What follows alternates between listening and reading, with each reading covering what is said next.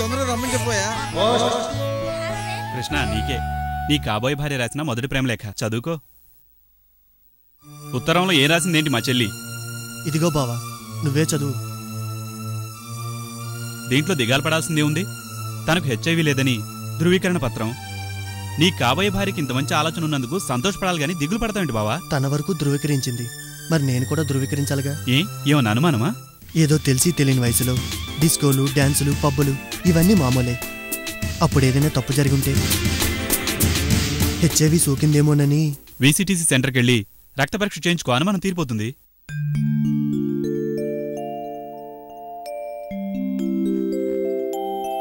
మీకు హెచ్ఐవి లేదు.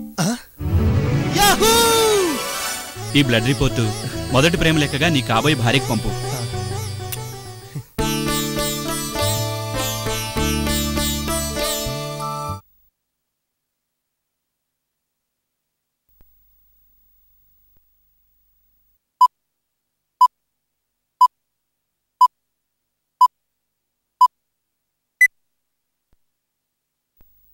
అన్నపూర్ణకి చెప్పావుగా? చెప్పాను. తొందరగా రమ్మని చెప్పాయా?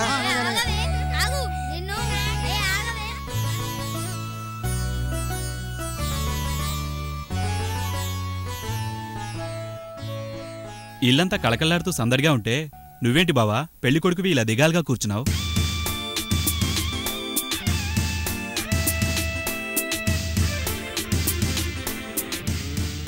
ఏదో తెలిసి తెలియని వయసులో డిస్కోలు, డాన్సులు, పబ్బులు ఇవన్నీ మామూలే. అప్పుడేదైనా తప్పు జరిగుంటే హెచ్ఐవి సోకిందేమోనని అనుమానంతో అనవసరంగా బాధపడకు. వీసీటీసీ సెంటర్కి వెళ్ళి రక్త పరీక్ష చేయించుకో.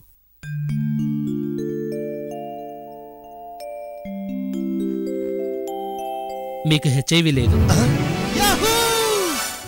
ఈ బ్లడ్ రిపోర్టు మొదటి ప్రేమ లేఖగా నీ కాబోయే భార్యకు పంపు.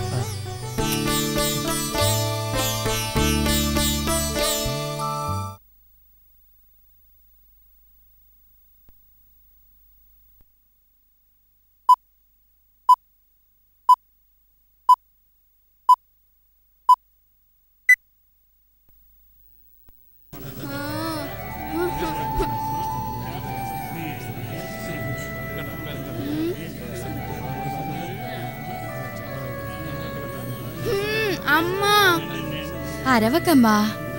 మన వంత ఎప్పుడొస్తుంది? వస్తుందమ్మా.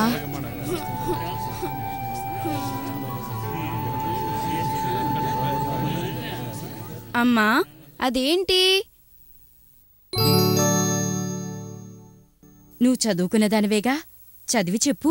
హెచ్ఐవి కలుషిత రక్తం, కలుషిత సూదుల ద్వారా సోకుతుందని రాశారు. తర్వాత చదువు. గుర్తుంచుకోండి, రక్తం పరీక్షించి వాడారా, సూది కొత్తదేనా, దాన్ని 20 నిమిషాలు మరిగించారా అన్నది ముఖ్యం. జమునారాణి. డాక్టర్ గారు, సూది కొత్తదేగా, మీ ముందే కదా ఓపెన్ చేస్తున్నాను.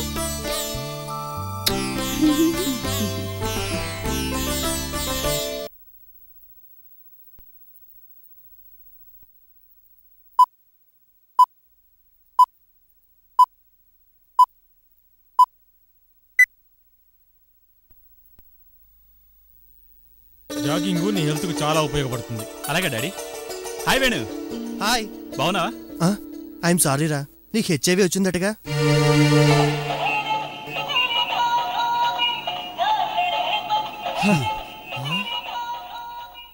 హాయ్ బావా, ఎంతసేపు వచ్చి? ఒరే బుజ్జి, రాజీ, రండిరా. ఆగండి, వద్దులేరా. లక్ష్మి, నువ్వు తప్పు చేస్తున్నావమ్మా. చేయి చేయి కలిస్తే హెచ్ఐవి రాదమ్మా. అసురక్షిత లైంగిక సంబంధాల వల్ల వస్తుంది. హెచ్ఐవి రోగితో కలిసిమెలిసి ఉంటే వ్యాధి రాదమ్మా. కలుషిత రక్తాన్ని రక్త మార్పిడికి ఉపయోగిస్తే వస్తుంది. హెచ్ఐవి రోగితో కలిసి భోంచేస్తేనో కౌగిలించుకుంటేనో హెచ్ఐవి రాదు. అపరిశుభ్ర సిరంజి సూది ఎక్కువ మంది వాడితే హెచ్ఐవి వస్తుంది. అంటుకుంటే వచ్చే అంటువ్యాధి కాదమ్మా హెచ్ఐవి. హెచ్ఐవి రోగికి ఇలా ప్రేమ పంచండి, మనోధైర్యం పెంచే స్నేహహస్తం అందించండి.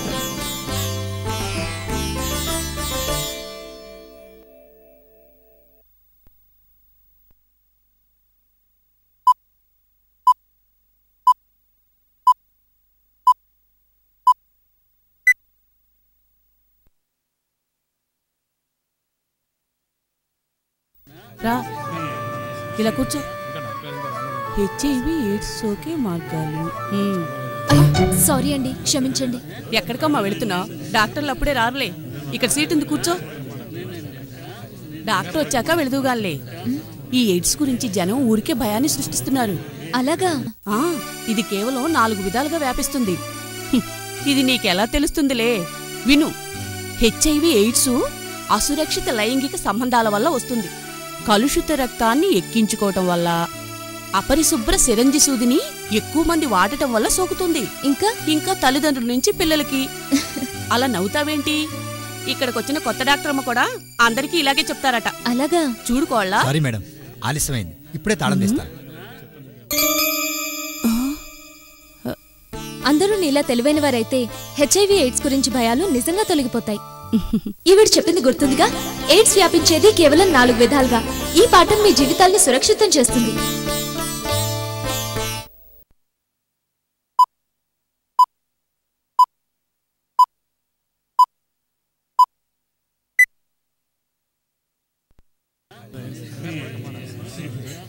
సార్, మీరు రఘు గారు కదా? అవునండి. ఆ రోజు సెంట్రల్ హాల్లో మీ బాడీ బిల్డింగ్ ప్రదర్శన అద్భుతం. నేను ఈ రోజుకి మర్చిపోలేకపోతున్నాను.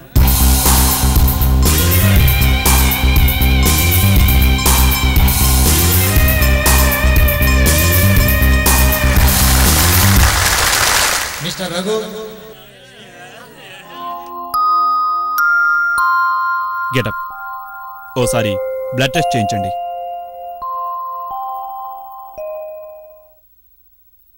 మీకు హెచ్ఐవి సోకింది.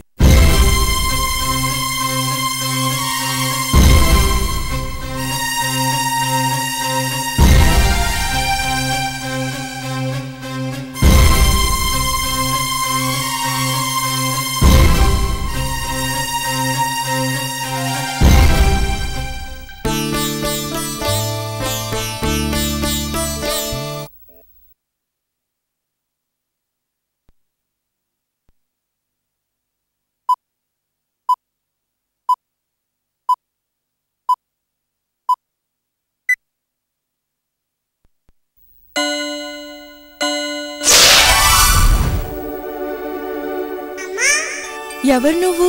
నీ కడుపులో పెరుగుతున్న పాపని. నువ్వు నాన్న ఎప్పుడైనా హెచ్ఐవి పరీక్ష చేయించుకున్నారా? హెచ్ఐవి నాన్నకొస్తే నీకొస్తుంది, నీకొస్తే నాకు సోకొచ్చు. ఆ రోగానికి మందులే తెలుసా? తెలీదు. వెంటనే నువ్వు నాన్న హెచ్ఐవి పరీక్ష చేయించుకోండి. అలాగే.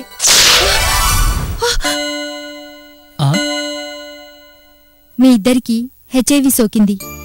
మీలో ఎవరో అజాగ్రత్తగా ఉండుండాలి. క్యాంప్కి వెళ్ళినప్పుడు నేనే తప్పు చేశాను డాక్టర్. మరి మా పాపకి హెచ్ఐవి సోకకుండా కాపాడవచ్చు. అందుకు కావలసిన మందులు ప్రభుత్వాసుపత్రిలో ఉచితంగా ఇస్తారు. సక్రమంగా వాడండి. నీలాగే బిడ్డను కనాలనుకున్న తల్లులంతా జాగ్రత్తలు పాటిస్తే హెచ్ఐవి ఎయిడ్స్ లేని తరం మాది అవుతుంది కదమ్మా. అవును.